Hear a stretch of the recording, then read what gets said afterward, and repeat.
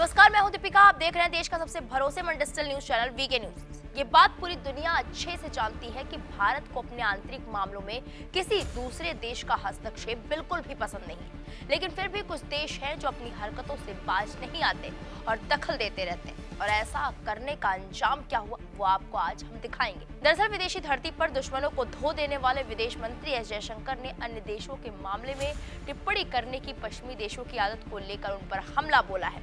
उन्होंने कहा कि पश्चिमी देश ये सोचते हैं कि उन्हें किसी भी देश के आंतरिक मामलों में बोलने का ईश्वर ने अधिकार दिया है। बता दें कि जयशंकर ने ये हमला इस बात को लेकर बोला क्योंकि हाल ही में कांग्रेस नेता राहुल गांधी को संसद में अयोग्य घोषित किए जाने पर अमेरिका और जर्मनी ने टिप्पणी की थी।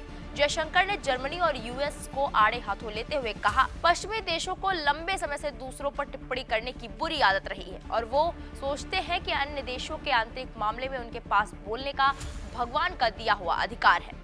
उन्हें केवल अनुभव से सीखना होगा कि यदि आप टिप्पणी करना जारी रखते हैं तो आपके खिलाफ दूसरे भी टिप्पणी करना शुरू कर देंगे और ऐसा यदि होता है तो उन्हें पसंद नहीं आएगा।